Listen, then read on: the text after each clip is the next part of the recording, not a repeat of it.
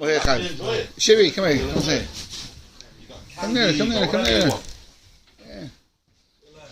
It started, Chaim? Yeah, right. Okay. So, we mentioned yesterday that Rus, another act of chesed,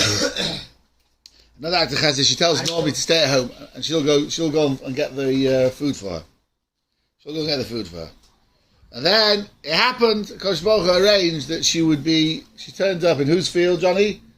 Whose field? I don't know. In Boaz's field. Now, interesting, Boaz wasn't actually in the field when she got there. But then again, a second act of Hashgacha Pratis. Oh, Shalom Aleichem. Well done, boy. Mail. Ramaro. And he turns up.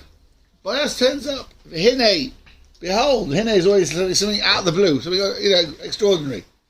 Boaz ba mi Beis Lechem. He came from Beis Lechem. Vayomer lakotzim Hashem imachem. The Sfadim, when they get an aliyah, they come up to say to the Gabba, Hashem Achem, and he responds, Vayomer lo yivarech Hashem. It's a 3,000-year-old minhag. Now we do a similar thing. We all do it without realizing. This is a takana. This pasuk was a new rule brought in by Boaz, which we keep till today. And that's when you meet somebody, you say Shalom Aleichem, and he says Aleichem Shalom. Shalom is one of the names of HaKadosh Baruch Hu. One of the 70 names. And this takana, when you meet somebody, you greet him using the Shem Hashem, was just brought in now. He just come from Beis Lechem, where the Sanhedrin sat, and they stempled this new takana, that when you greet somebody, you greet him with the Shem Hashem, and you respond with the Shem Hashem. Why? Why now? Why? What? Why did Boaz? No. Why the question make Sholom Aleichem and the answer Aleichem Sholom? What's everything here? Yeah, Hashem Lachem Yirech Hashem. Yeah. למה לא Sholom Aleichem Sholom Aleichem? Go on, no. No מתירות. שכל המקדים שלום לחברוי לא מת. שלום זה שם לקדוש ברוך הוא, אבל הוא ימות. מי שמקדים שלום, יש לו תסכול, זה כמובן קודם. Yeah, very good. שלום, שלום. So this is this. So the Malbim explains something very beautiful. In that generation, Chazal say, was not very... The ethical behavior, the Benon Chaveiro was very schwach. Now, why is it? There are times when you treat other people with disrespect. You don't care about other people. What is it? It's not just selfishness. It's that you're not machshiv. You don't attach importance to that person. So therefore you disregard him, you mavaza him, you don't think much of him, you disregard him. And Boaz realised that. So how are you going to improve, or how are you going to be masaking this to get people to be machshiv another person? If that guy is so choshev, I can use HaKadosh Baruch Hu's name to greet him, it then reminds me, well, he must be special. You can't just say Hashem Hashem for nothing. So to remind people that a person's created in Tzelem Elokim, your chava is not just a nobody, he's someone special. He brought this takana in, you greet him with the Shem Hashem, and that gives you a moment to think, he's someone special. There's something chashuv here. That's one explanation. The Malbim gives another one. He said, when you get a breakdown in social order like that generation had, it's people that emunah in Hashgacha Pratis is weak. The emunah in Hashgacha Pratis is weak. They forget HaKadosh Baruch Hu is watching, he's running the show. They forget. People forget. So what Boaz did was, he encouraged people to mention Hashem's name more often. Think about him, talk about him, speak about him, and you'll be more conscious, you'll be more aware of HaKadosh Baruch Hu. Now, it wasn't then, but a little bit later, interesting, David HaMelech, he brought in saying 100 brachas a day. The takana of David HaMelech, yeah? There was a Magefa, 100 Yidden were dying every day, so they brought in a takana of the men. Now, the Rambam says something fantastic. Pretty much in everything we see or do, and this afternoon a boy in school asked me, why do we make a bracha on the thunder and lightning? On the? On Brachim Ramim. Why? So I told him, the Rambam says something very beautiful. The Rambam says, we see nature. So you see thunder and lightning. So if I ask you, why is it thunder, why is it lightning? So you'll say, well, this happens there, that the atmosphere is very pressure, so you get lightning, and this, and you get thunder. Nothing to do with it. That's not the reason. Because Baruch Hu created the world, and he created the world that if this happens, there'll be lightning, if that happens, there'll be thunder. That's the real reason. You never think like that. But when you hear thunder and lightning, you stand up and you say, Baruch Atah Hashem. So now you think, you say, oh, this is all part of B'rias Ha'olam. This is all part of the world that HaKadosh Baruch Hu made. It makes you conscious that everything we see in Teva is really HaKadosh Baruch Hu. It makes you think of HaKadosh Baruch Hu.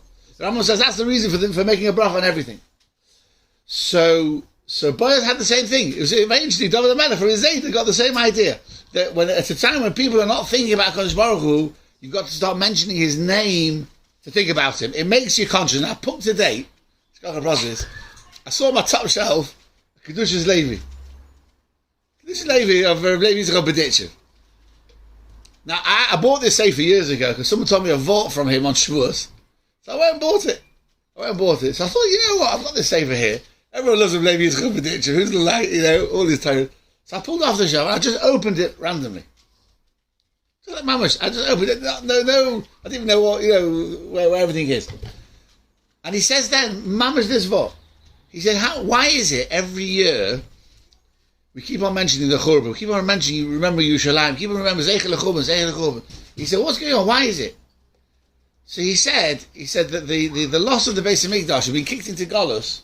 If you're not careful, he said it can be lost from the mind. He said we're so far away from it, and we're so far from realizing how special it was, we'd forget about it. But he says, B'dibur, if you talk about something, it's ma'ora yeseichel to think about it again. So therefore, every year we've got to on Tisha B'av remember it. B'dibur, you've got to speak about it. He said, Rav Chasna, we saw say, Zeichel Yerushalayim. He said by dibur, he says ma'ora the seichel. So that's why to keep it alive, to keep the remembrance of the Beis Hamikdash, what we had and all the gadlus Klal Yisrael had, you do it by dibur. That's what he says there. So unbelievable. That's what Boaz knew exactly the same thing. If you want to think about HaKadosh Baruch Hu, you got to talk about HaKadosh Baruch Hu, and therefore he made it part of daily speech. Yivarech Hashem, Hashem Yirachem, Yivarech Hashem. It's also giving brachas out as well. It's also very nice that you care for the person, that you give him a bracha. It reinforces it, and then that's what we do. If you're good at it. Whenever you talk about something, it's Be'ez Hashem, Mitzvah Hashem. That's the idea. The idea is, don't forget, he's the boss, he's in control. We do what we can, we do our best. But through Dibur, it's Ma'or the Machshava, and you don't forget about it. And that's what Boaz brought in this takana. So the Sfardim still do it with the original one. Hashem. Right? Our two Sfardim boys in the class are so proud. They knew what was coming. They remember. And we do it generally with Shalom Aleichem and Aleichem. In Yerushalayim, what it's still to do is say Shalom Bracha. You hear. In Yerushalayim, certainly, you do a Shalom, say Shalom Bracha. That's how but the idea is the name Shalom is the name of HaKadosh Baruch Hu. It's the same idea. Keep consciousness of HaKadosh Baruch Hu there by mentioning his name. Okay. So, Vayomer Boaz lenaroi hanitzav ala kotzrim. So Boaz says to his lad, the manager of the harvesters, Lemi hanara hazois. Who's this girl? So the big question is, what caught Boaz's attention? So Rashi brings the Chazal that she was very modest and she was very careful to only take what she's allowed to take. The Malbim says something amazing. He said he noticed she was standing on her own. She was on her own. She wasn't with where all the other Aniyim were. So therefore, it was like strange. Like, what's she doing there on her own? Why isn't she with all the others? Which if you feed the pshat, it makes a lot of sense now, right? He said, what's she doing there? Who is this? So says the Chasam Sofer. I never understood this pasuk till today. I didn't catch what it meant. The Gemara says there's two psukim in the Torah which seem to contradict. One says, "Ki lo yeh b'cha evyon." There'll be no needy amongst Klal Yisrael. And another pasuk says, "Ki lo yachtal evyon mikerav ha'aretz." There'll always be needy people that are knocking about. So the Gemara says it depends on the madrega of Klal Yisrael. If Klal Yisrael on a high madrega, then lo yeh b'cha evyon. There'll be no evyonim amongst Klal Yisrael. And if not, then there will be needy people. So the question is, if there's no needy people, where do you get a chance to do stocker? We would lose out if there's no needy people. So the Gemara says, yeah, lo yeh b'cha evyon. Amongst you there'll be no needy people.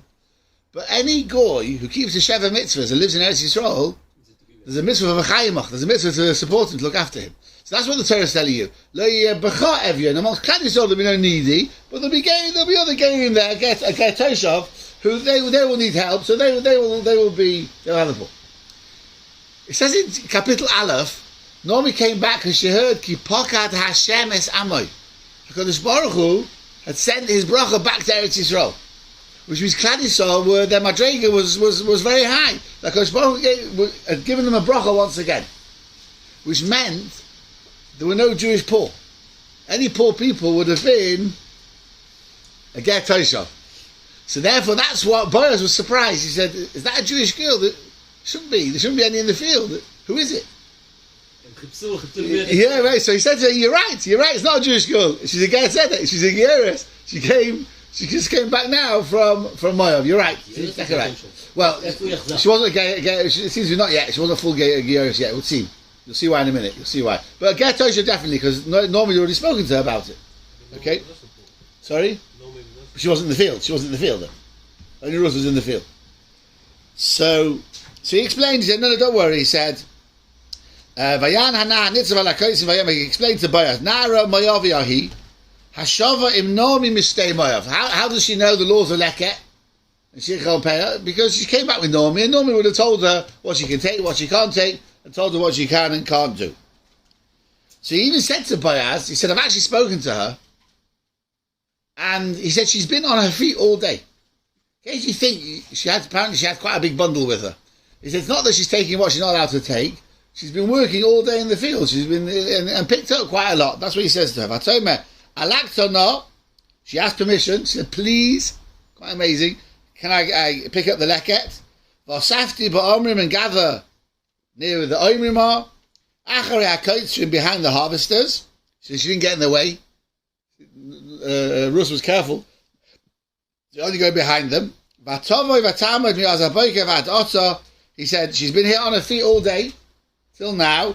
He said Shivta habayis mat. They had like a little hut in the field where the workers could stop and get a break and have a drink there, whatever.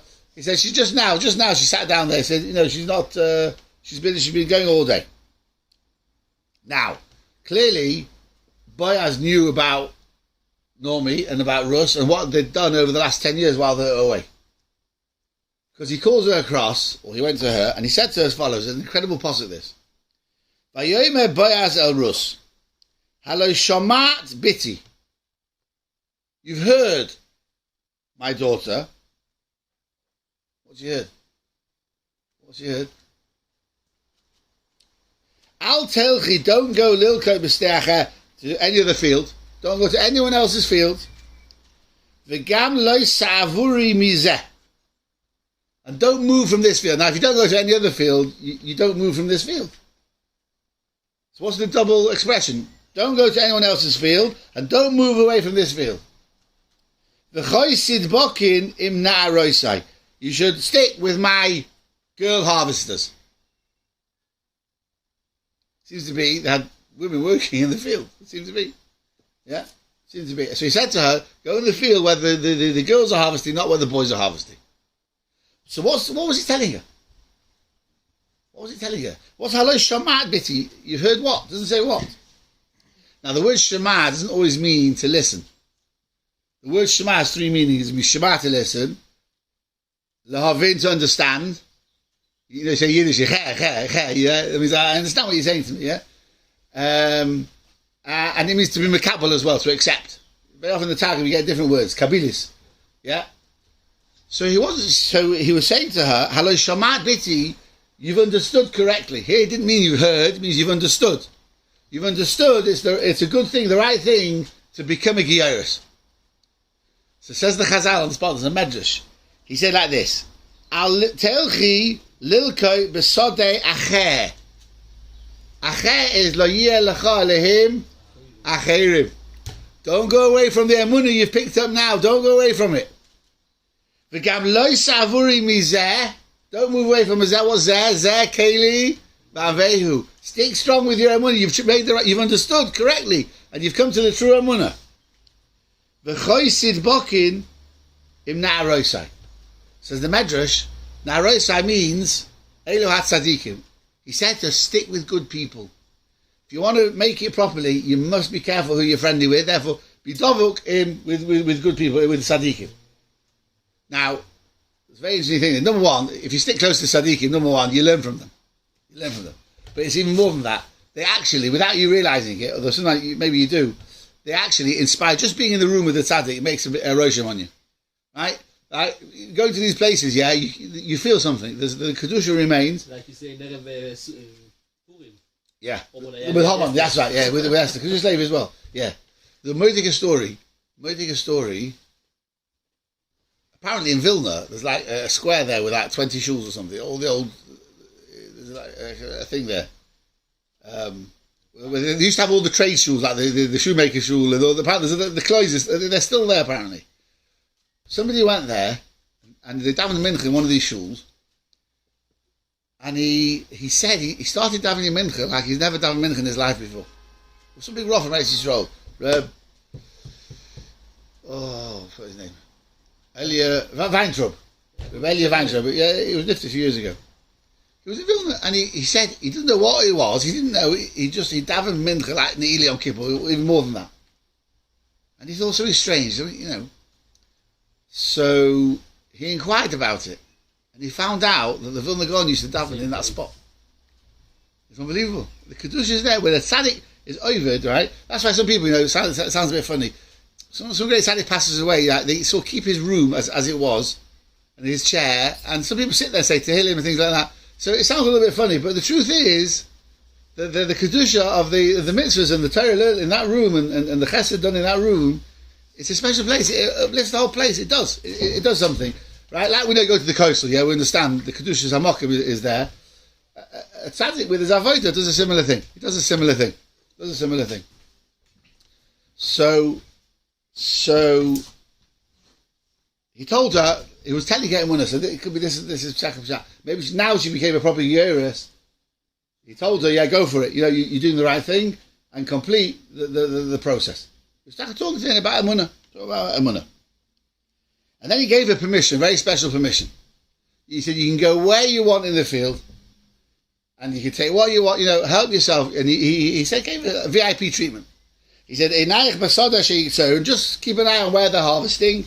And follow them. Listen to this. I've told the boys they mustn't touch you. They've got to keep away from you. But if you get thirsty, not a problem. Help yourself to the refreshments. Help yourself. Now can you imagine? Think about this. She's a lonely woman on her own in a strange field, in a strange land. Interestingly, she spoke Hebrew. She maybe for years with Normie, she's picked up Lashon HaKodesh. Yeah? And out of the blue, given VIP treatment. Now my Shreya once told me a funny story. He said he once had a meeting with Erwin Landau for his school. And Erwin Landau had a chauffeur-driven Rolls Royce. So he went for the meeting, and Erwin Landau, I think, was flying away or something. I think they met at Heathrow or something, and they discussed what I had to discuss. So Erwin Landau, I think, was flying away. So he said to my Shver, he said, look, you go back with my chauffeur, and wherever you want to go, he'll take you. Anyway, so my Shver, he had to go somewhere, London, wherever. When he got out, he met somebody from Golders Green. So you can get out of this chauffeur-driven Rolls Royce. So he said to my Shver, how are things? So my Shver sort of looked at the Rolls Royce and said, not bad at all these days. When you get VIP treatment, it's like, wow, it's and here Mamish gave her unbelievable chesed. So her reaction was, she fell down. And she said, you only give somebody VIP treatment for one of two things. Either the person finds favour in your eyes, so you like the person, or he's a mishpacha of yours or a friend of yours, so you treat him. So she said, I'm neither of these. She said, what have I done? What have I done so special that you treated me like this? And secondly, mishpacha, I'm no mishpacha, I'm a stranger, I'm a foreigner. So he said to her, I've heard everything about you. I've heard the chesed you did to Normie. So he says, Hugad li, I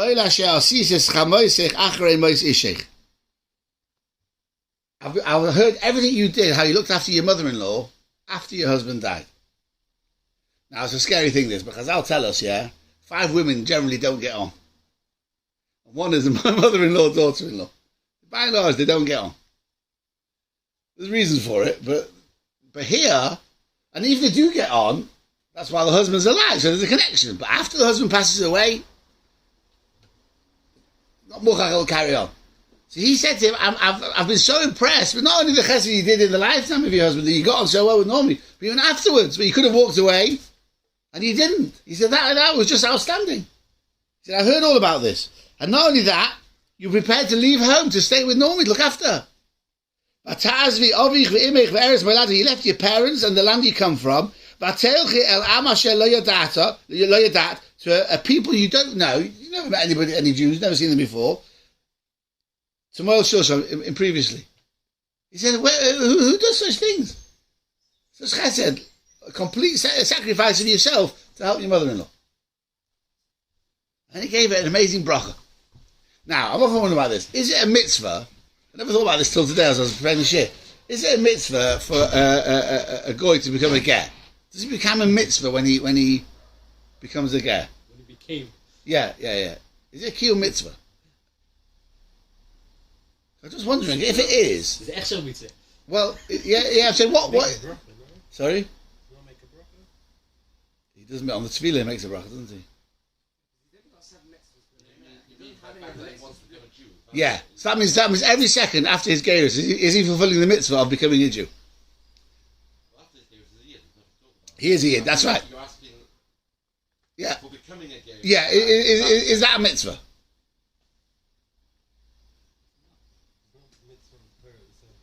There isn't, is there? There isn't. Just he's allowed to. He can become a ger.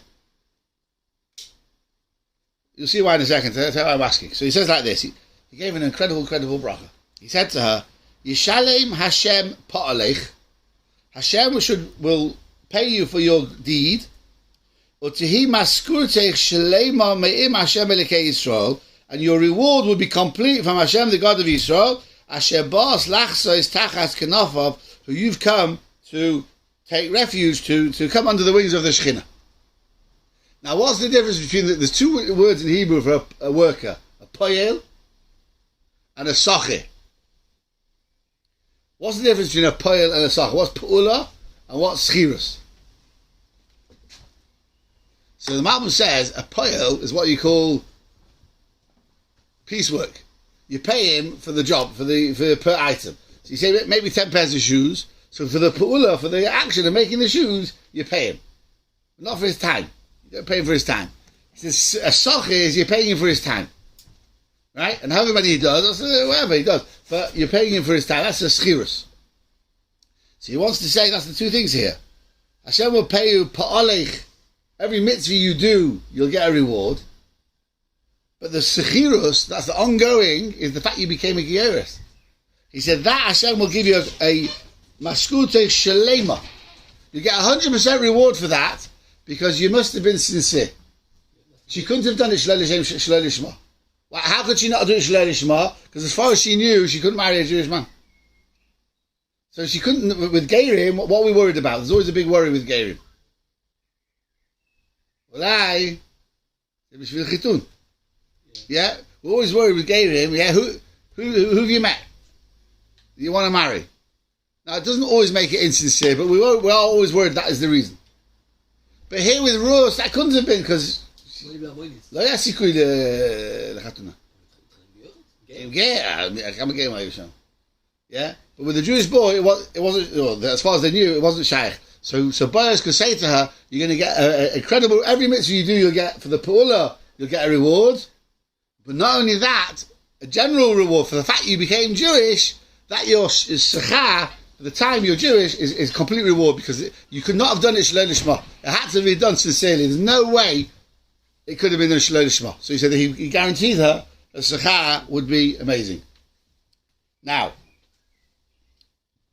can you imagine hearing words like that from such an Adam God like that? Can you imagine? It must have been, the chizuk he gave her must have been incredible. So, listen, that's what he said to him. You've comforted me. You've made me appreciate what a special thing I've done. Now this itself is an incredible thing. You know, someone asks you, he shows you his new car, and he asks you, what do you think of my new car? What do you think of my new phone? Yeah? Right? So what are you supposed to say? Let's say he bought a Jag. Now apparently, Jags are hopeless. You speak to Navco, you speak to any mechanic, they tell you they've got Peugeot engines and they are useless. Right? That's why people buy Porsches nowadays. Yeah? Right? So but somebody asks you, what do you think of my Jag? So if you say to him, well, do you realise you just wasted your money? Yeah? The whole simcha he's got of having bought this guy, it's gone. It's gone. The opposite, yeah? Because you're supposed to say to him, oh, it looks very nice. Don't say it is a good car, because it's not. But you can say to him, it looks so nice, the colour, beautiful. And you point out the thing. And that gives the simcha, yeah? That Kalanova Chasuda, yeah? Point out the nice things. And it makes it so much more to the person. Right? It's like you get a shlachmanos, kapara. You know, but you say it's nice, you made the guy happy, you know what I mean? That's good, it's a chesed. So she said to you, Nichamtoni, you've comforted me to make me appreciate what a thing I've done, right? He said, you've spoken to my heart. I'm not even worthy of being one of your maidservants. Never mind give you the treatment you're giving me. So then, Boaz must have chapped that he was going to marry her. Because I'll say that a Kabbalah in the family, they knew a woman's going to come from Moav into the family. They knew this. So Boaz must have put it all together and realised. So when it came to mealtime, this is very unusual. Boaz sat with his workers. Why did Boaz sit with his workers?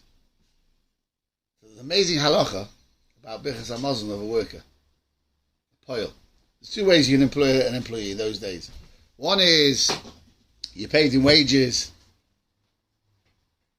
but not a free lunch. And one was the lunch was his wages. The lunch was his wages. I've got to get this right.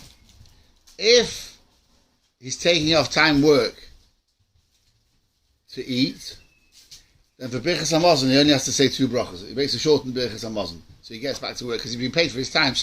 But however, if his whole wages is his lunch, then he can bench properly. But if he's being paid besides his lunch, he's got to eat. He can say a bit now. But the Gemara says that's only if they eat on their own. If the balabos eats with them, then they can bench properly. So says the Malvin, Boaz Dafka ate with his workers so they can bench properly. That's why. No, his workers. She was there in the field. Yeah, Boaz stayed there to eat with them. It's milky cookies. Right. So Vayomer Boaz le'esa oichel goishi alayim. He said, "Come here." Va'achal min alechem. He gave her bread. V'toval pitech b'chomer. Has anyone ever done this? Has anyone ever dipped bread in vinegar? Besides chips. Yeah, it's very interesting. Why would they dip the bread in vinegar?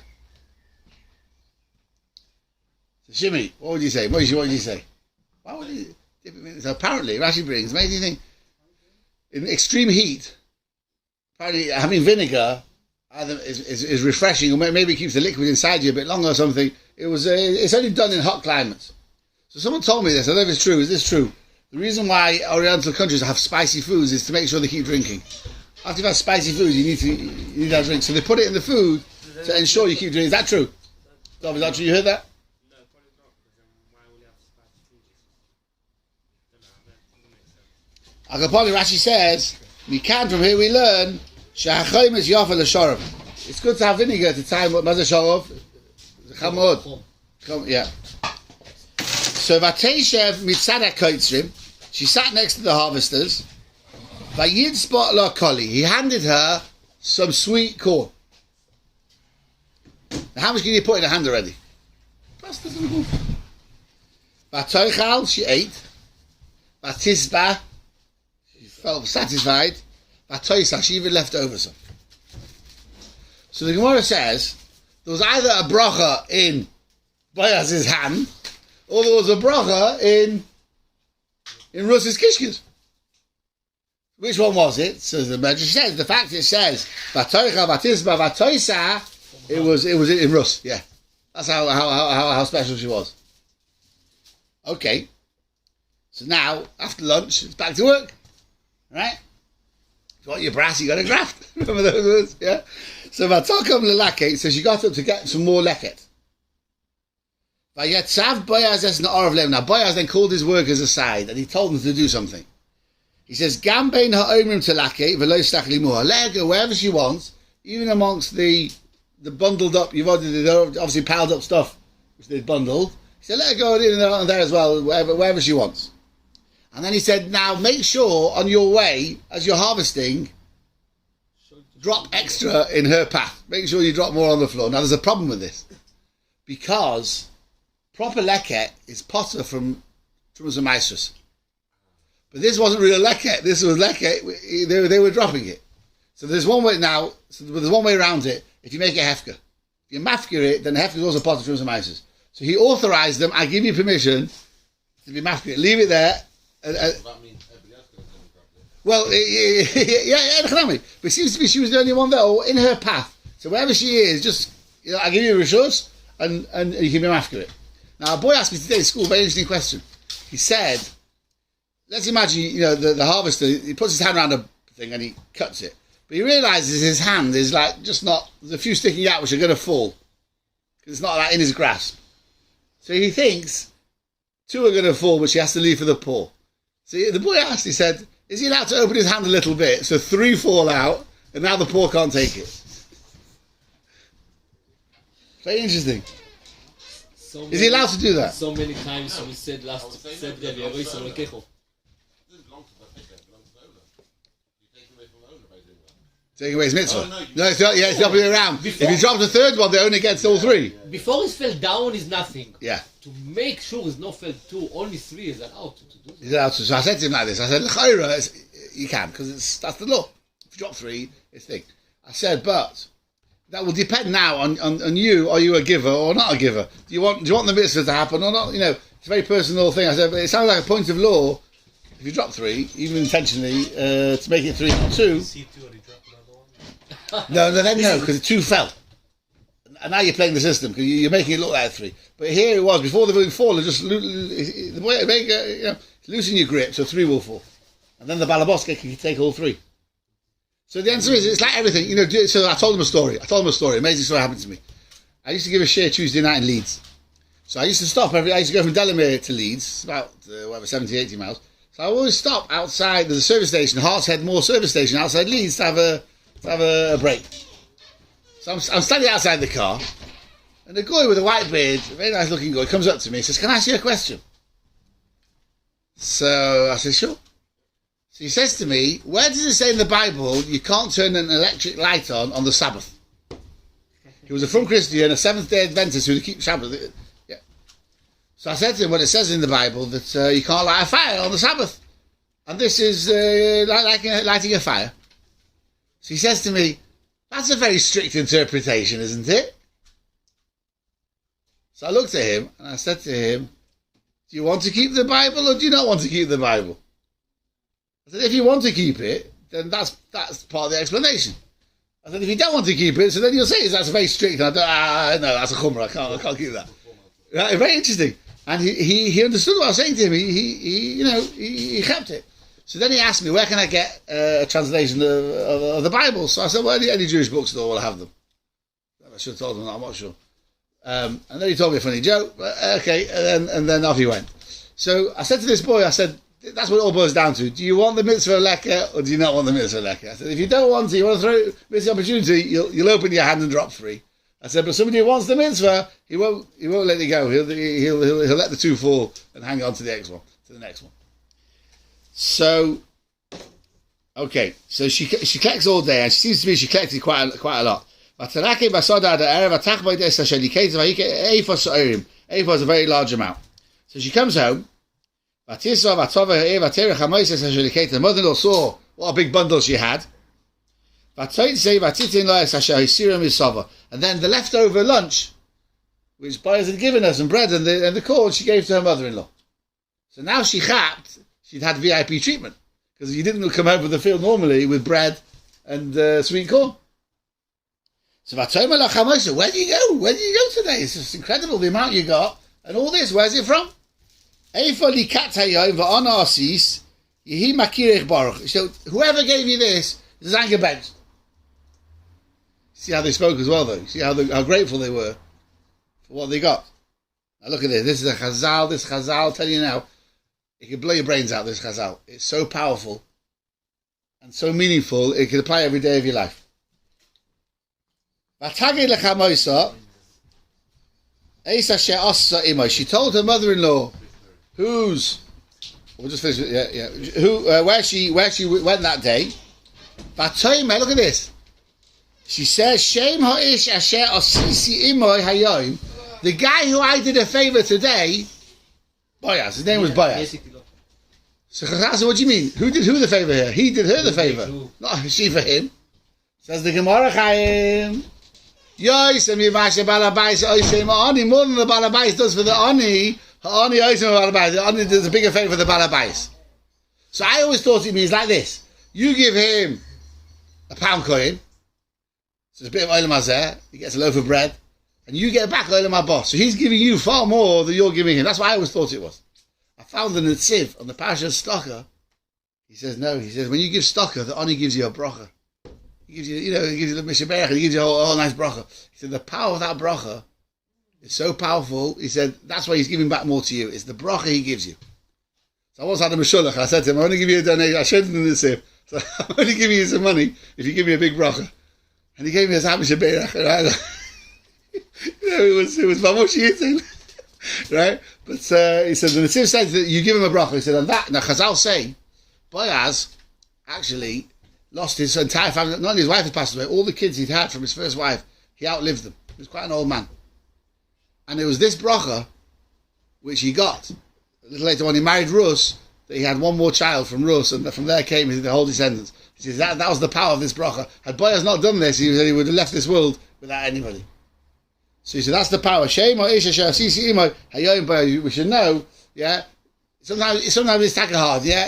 Knocking at the door, or another charity campaign. But really, really, really, they're doing us a favor. They are doing us a favor. The more than we do for them, they are doing for us. He said, huh? 50-50. Why yourself?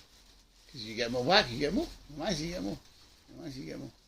Okay, we'll start there by South. He's a lady now, yeah? Yeah, there's going to be lady, followed by have we got enough people having a lady?